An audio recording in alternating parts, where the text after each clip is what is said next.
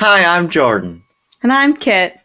Welcome to Starry Time, where stars plus lines. Equal stories. Today we're going to be continuing our exploration of the constellation Perseus, with the focus today on the myth and history of this constellation.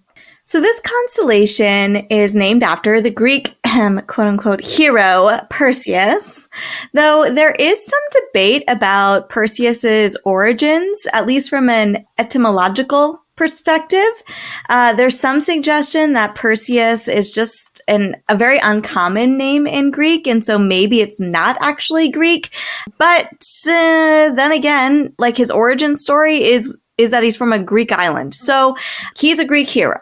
Just a unique name. However, this part of the night sky hasn't always been Perseus's domain. In Babylonian star lore, this is known as the Old Man constellation. But not just any old man, Enmeshara, who's basically like a primordial underworld god. He's later supplanted by other gods in Babylonian mythology. And in traditional Chinese star lore, this part of the night sky is in the western quadrant, in the White Tiger of the West, and it has parts in several different mansions, including Bond, Stomach, Hairy Head, and Net. Hairy Head's definitely got to be my favorite. There are also some other associations and other cultures and periods with this constellation, but they seemed a bit more tenuous, or there was sort of like some question as to whether or not or to what extent this was actually recognized as other things. So I think we'll leave our history at that for now. Perfect. Let's move on to talking about the Greek myth of Perseus. If you listen to our episode on Cassiopeia, Cepheus, and Andromeda from earlier this season, you'll know Perseus as the guy who rolled in and instantly fell in love with a naked Andromeda tied to a rock, killed a sea monster, and then whisked the princess away to his homeland to be his wife. Yeah, we don't hear any more about Andromeda, and they just go on and have like 7 kids or something like that.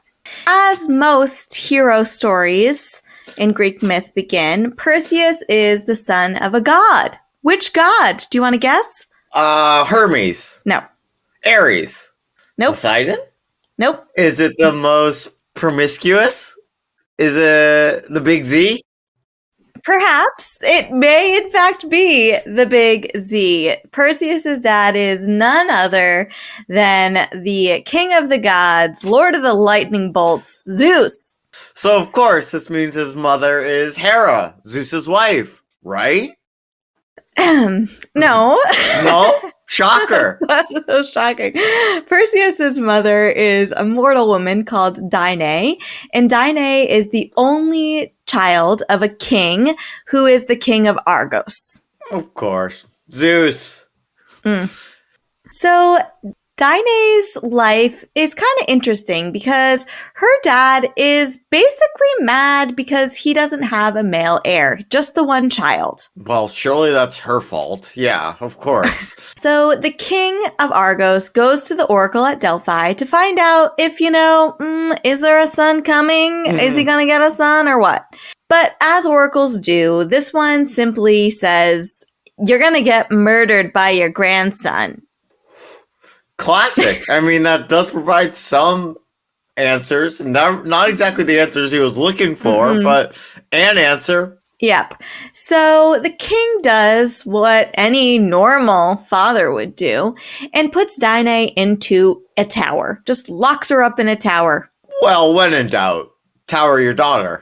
Then you might ask, okay, so she's locked in a tower, and the tower's kind of in the middle of the property, sort of like a panopticon situation. How does she get pregnant?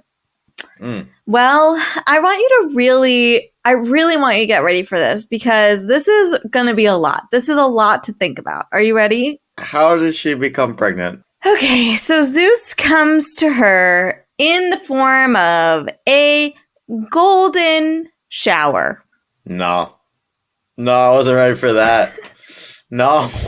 I mean, if you'd given me 50 guesses, I'm not sure that would have been... I didn't know that was even in Zeus's repertoire. Leave it up to me to underestimate the guy.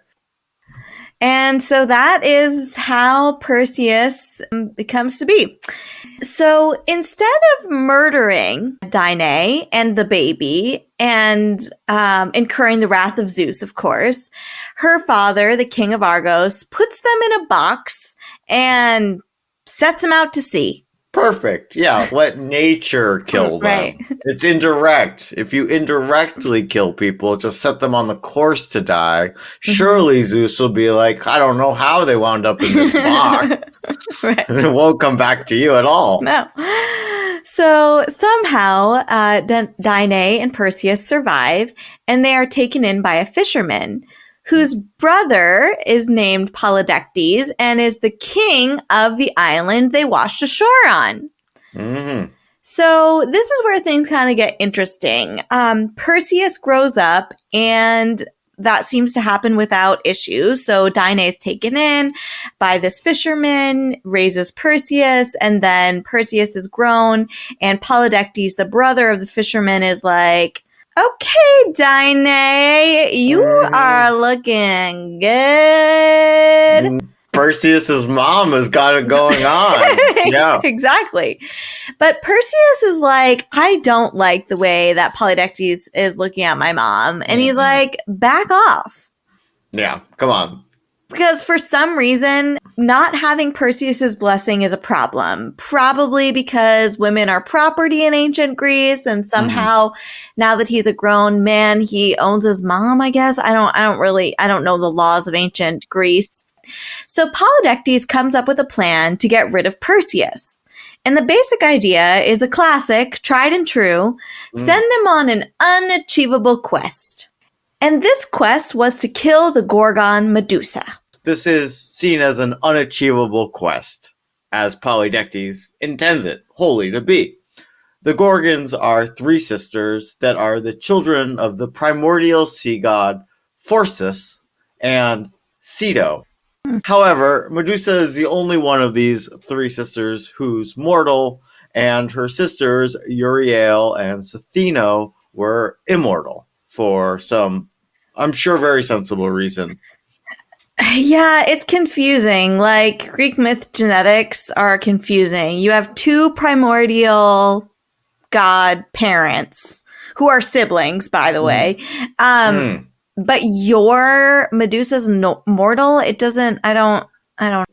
Basically, one of them has to be mortal. So Perseus has a chance to win, right?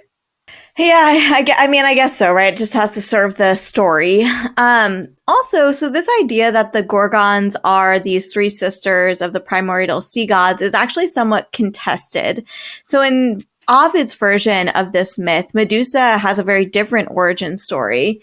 So in his work, Medusa has been cursed to having snake hair, to becoming this snake-haired creature, when Neptune, aka Poseidon, sleeps with her in Minerva, aka Athena's temple. And so Athena becomes enraged that they would dare to have sexual relations in her temple and turns Medusa into a snake-haired creature that turns people to stone. So yeah, so that's the sort of contested alternative version of who Medusa is and where she comes from.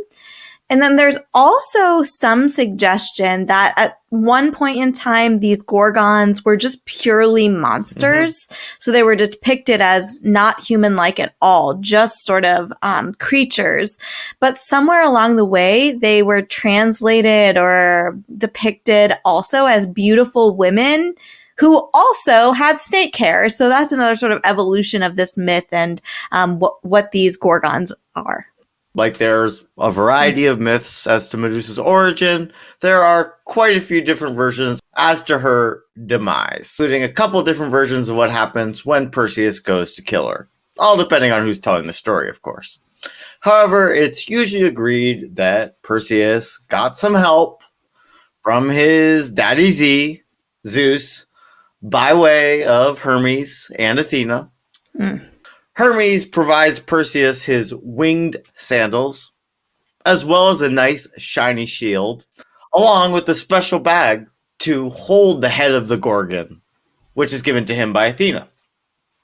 Athena also lets Perseus know that you might want to try to avoid this whole like looking in the Medusa's eye thing. It doesn't tend to go well for people. So he's getting some cheat codes, he's getting some hints. Zeus by way of Hermes and Athena. And in some versions of the myth, Perseus also gets a special sword from Hephaestus and also gets Hades' helm of invisibility. So Perseus is coming into this fight geared up with some magical objects. In the most common version of the myth, Perseus is cunning and essentially gets Medusa to look at herself in the shiny shield and then cuts off her head.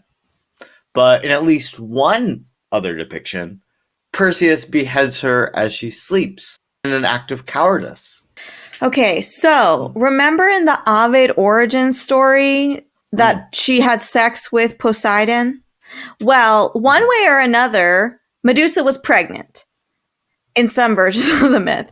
And so when she was killed by Perseus, she birthed Pegasus. The Pegasus? The winged horse, yeah. Pegasus? Wow. Right.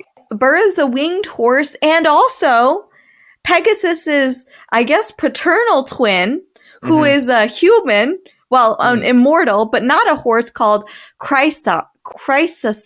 How do you say that? I would say it as Chrysaor, but I like Chrysaor. Chrysaor. Okay. So I guess Chrysaor or Chrysaor or however you want to call it and Pegasus, they just kind of fly off. Or otherwise, they let Perseus go on his way. Because he leaves, and they leave, go their separate ways, and he takes Medusa's head in a bag and leaves the scene. And at this point, he intends to be heading home.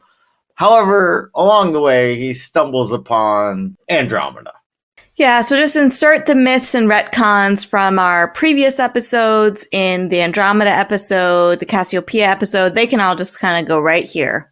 Well, eventually, Perseus does return home with Andromeda and the head of Medusa. He returns all of his godly objects and gifts and artifacts, and Medusa's head is affixed to Athena's shield, the Aegis. Perseus' story isn't over. After all, the oracle said he was going to kill his granddad. He's got a granddad to kill, and he does. In 2 of the 3 traditional myths, however, he didn't do it, on purpose. It was an accident. It was an accidental grand patricide. I mean, who hasn't accidentally thrown a discus and killed their estranged grandfather? Great point. I mean, just accident. Right. Perseus' story ends with him becoming king of somewhere, probably hiring a lot of other people to do his dirty work for him, like all the other kings in this story. And he lives happily ever after with 7 sons and 2 daughters. And get this. This guy, he names one of his daughters Gorgophone. You know what that means? Gorgon killer. Oh, yikes. And yeah, so Perseus gets to live happily ever after. We don't hear, I don't think, really anything about Danae or Andromeda or Medusa's sisters. So, since we already talked about Andromeda and her backstory, our analysis today will be both on Danae and the Zeus origin story, as well as the Medusa murder story. One last comment on Perseus. He is somehow both the grandfather and half-brother of Hercules. So I'll be sure to post that very confusing family tree over on our socials so we can all puzzle over that. One of the many strange things happening in this story. I think there are a few familiar elements that we've seen before in other myths. In the Danae and Zeus story, we have this idea of how inevitable fate is. We have a punishment, however long in coming, for imprisoning the innocent. So there are some things here that I think we've seen before. We have this idea of divine births, the mythological origins of Greek heroes. It's interesting to see just how often these Greek heroes are demigods. They're not just regular mortals. And this reinforces the idea that to navigate the world of the gods, you yourself have to be sort of special in some way. And even the heroes that don't have god-like powers or aren't demigods are often conceptualized or understood as being favored or protected by a god, which again just reinforces this boundary between god and mortal that we see a lot in these Greek myths. I'm really kind of perplexed by the whole golden rain choice. I don't like the idea of thinking about God's semen as gold. And so I think I'm going to move on from that. Kit, Yep. fair enough. Let's just pass on the rest of that. And I think you said a lot of it there. So let's move on to the Medusa and the Gorgon myth. There's been a lot of great analysis of this myth already, so I'll summarize some of the ideas that I've been reading about. Historically, some believe this is a mythological version of a real event, where Perseus or another hero essentially destroyed the shrines of local goddesses or deities, and it was retold in this type of story to make sense of the trauma. Freud, unsurprisingly, saw this as a fear of castration story and or Oedipus related situation, with the idea being that Medusa is the forbidden mother and her snake hair is a stand-in for pubic hair. And Freud supports this interpretation with the fact that we don't hear about Medusa or the Gorgons turning women into stone. You know, I'm really glad that Sigmund decided to weigh in on this. Really a compelling interpretation.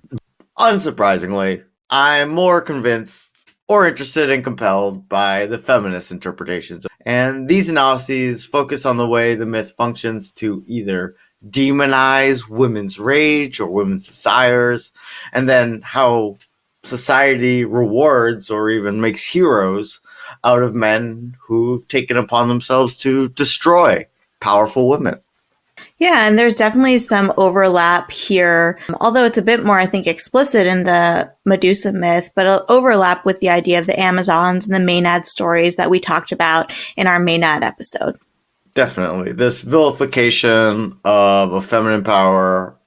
Yeah, and there has been a lot of writing and thinking about the Medusa myth from that sort of feminist perspective. And so I'll be sure to post some of those over on the socials if you want to get in a little bit deeper into those.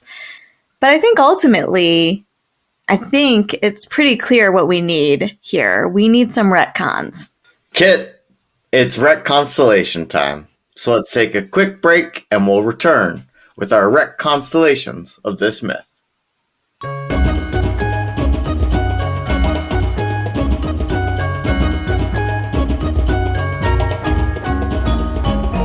Welcome back to our segment, Retconstellation. In this segment, we reimagine, reboot, and revise the myths of our monthly constellation in hopes that we can modernize them, subvert them, or perhaps even deepen the story of our monthly constellation. Sometimes, Kit, it's the best we can do just to make them a little less cringy.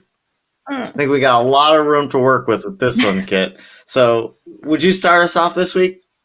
Yeah, so I think, especially when thinking about the Medusa myth and also the Andromeda myth to some extent, but I'm going to sort of leave that in the Andromeda episode. I think this is an area where, like the Orpheus stories, we've seen some retconstellations already been done. Again, a shout out to the book In the Shadow of Perseus by Claire Haywood, which I think I mentioned in a previous episode. I'm not sure if I had read it in that previous episode. I have now read it. So if you're looking for a retelling of Perseus's life, but from the perspective of his mother and Medusa and Andromeda, this is definitely one that you should check out. I do want to sort of add a caveat here, which is that it is like persistently discouraging. It is not really a retconstellation as much as recentering. And so that recentering, I think, is really interesting, but it is kind of a book that I did really enjoy it, but it definitely were parts where I was like, this is just unrelenting in terms of just feeling really depressing and just frustrating that this hero was sort of behaving in this way. But a really beautiful book that really thinks about how these recast Perseus and thinks about how the people around him are impacted by him. And it seems like there's some other Medusa and Perseus myths that have also been recentered and retold in a few ways. Yeah, Natalie Hayes, who's another person that writes in that sort of Greek myth retcon, has Stone Blind, which I haven't read that one, but it is a sort of perspective shift. But yeah, so these stories, the ones especially that I've read already, you know, there's a whole genre of these. Song of Achilles are really about recentering, right? Mhm. They're about perspective shift, but they're not necessarily changing the story, if that makes sense. And so anyways, all this is really just to say that there are big names in this retelling space that are working with these stories. And yeah, I wasn't really sure, you know, where to go with it. So yeah, so I went back to our Andromeda episode to see if I could come up with any inspiration there. Mhm. So I thought maybe Medusa could be part of the Maenads mythos, which kind of works in that we're thinking about misbehaving women. We're thinking about people that like snakes. And so I thought maybe there's something there. Maenads often are depicted with snakes. See our asterisms on the Maenads episode for more. So, all right, I see some of the symbols that you're pulling together here. Okay, so here's what I got. Perseus sets off to kill Medusa to win over his soon-to-be stepdad, but when he gets there, he actually finds himself quite afraid of Medusa. Not because she turns people to stone or has snake hair, but because she behaves unlike any woman that Perseus has ever met. She's free and wild, and like maybe she's a little bit of a stoner. So she gets Perseus high, and he spills his guts. He's got a bad stepdad. He has a bad grandpa. He's literally the child of Zeus's golden rain. And Medusa's like, bro, that does sound rough. So she helps him devise a plan where they tie together a bunch of dead snake skins into a knot, and he can just bring it back to his stepdad's house in all the glory. And she's like, cool, I'll be dead. That's fine. I don't really like living in this cave anyways. And so she decides to relocate with her sisters, and they find a new community and home with the Maenads, who, of course, in my podcast extended universe, are the neighbors of the Amazon. Meanwhile, Perseus goes back with the snake skin head, quote unquote, and people are like, oh my gosh, wow, Perseus, look at you, what a hero. But his time with Medusa has actually really changed him. And he decides, you know, he's not really cut out to be a hero. He doesn't want to kill random people or kidnap people. And so he decides that he's going to eschew all the expectations of him and focus on his real passion, games. So he goes on to invent quoits, which is what the myths say he does. It's basically like ring toss. And maybe he creates the first tabletop game too. And he just decides to commit himself to a life of creativity and play instead of murder and vengeance. Wow. Kit, love this one. So how about you, Jordan? Where did you go with this Perseus myth? So my Retconstellation here, Kit, I think it also is a bit of a recentering. But I did try to take some of the elements of the original myth and reimagine or Retconstellation them to the best of my ability. In my myth, we have two scientists specializing in bioengineering and infectious diseases. When the first cases of something known as the Medusa's curse begin to surface, which is a disease that creates the seeming ability of turning people into stone. After an expedition into the deep sea, and these two doctors, Dr. Perseus and Dr. Andromeda, must work together to solve the Medusa's curse and find a cure. And as they do, they discover secrets about the world that they never knew.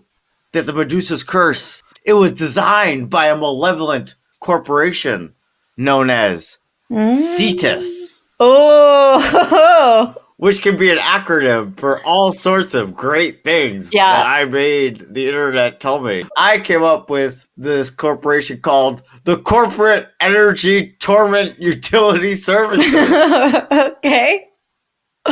Answers from ChatGPT are much better. So in my Retconstellation, Dr. Perseus and Dr. Andromeda work together to discover a serum to counteract the petrification process. And throughout their journey, they fall in love and tackle the Cetus Corp together. And instead of killing in order to feel a sense of purpose or a sense of connection, they use science and the profound impact of molecular biology to stand up to true malevolence and forge a love and a bond that saves humanity itself. Oh my gosh. I want this book to exist. I think we should write it. I think we should cut this entire section out so we can write this book. It's a contemporary retake that has it's so good. I'm obsessed with it. Kit, I did the best I can to do a better version, or at least a little bit less cringy version. Now it's time to see where our Oracle took this myth in our segment, Oracle AI. So we first asked the Oracle to retell us the myth of Perseus and Medusa, and then to tell us about its problematic features, and then to tell us in about a paragraph or so another version of the myth that addresses these problematic themes.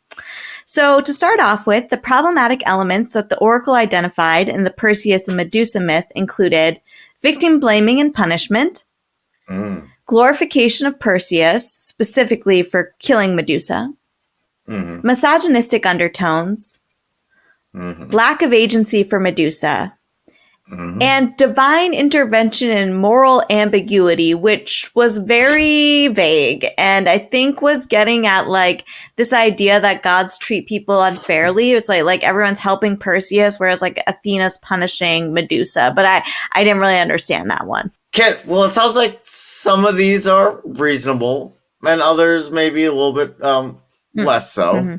But in asking the Oracle for a short retelling that addresses these issues, so saith our friend the Oracle.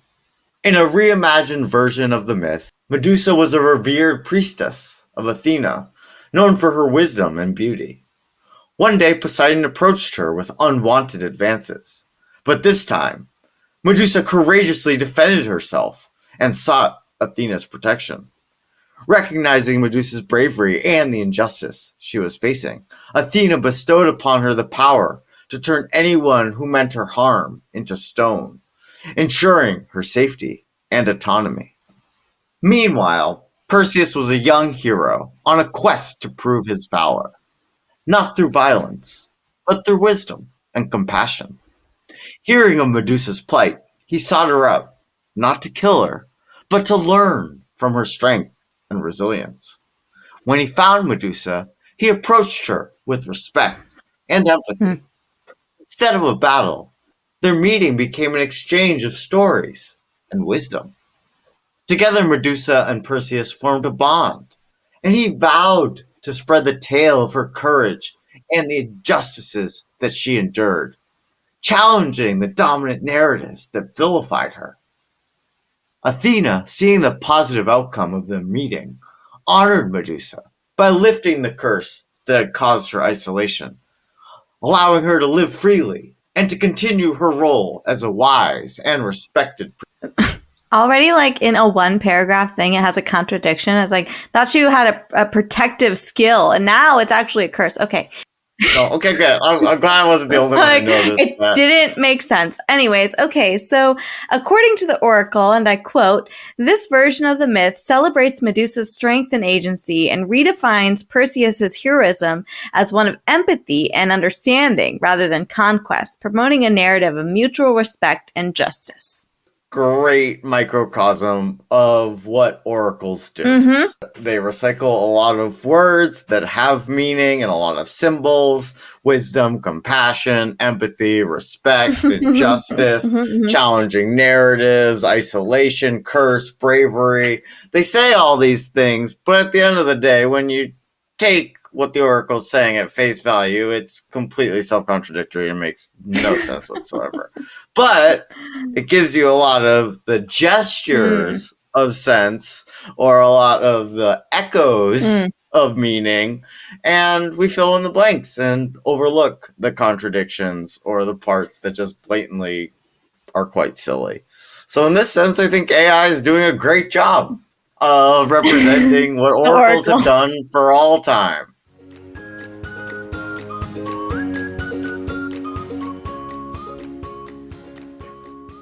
This brings us to the end of our episode this week. Please join us next week for the pop culture segment of our exploration of the constellation Perseus. This has been Kit and Jordan, sisters, lovers of stars and stories. And we'll see you next time on Storytime.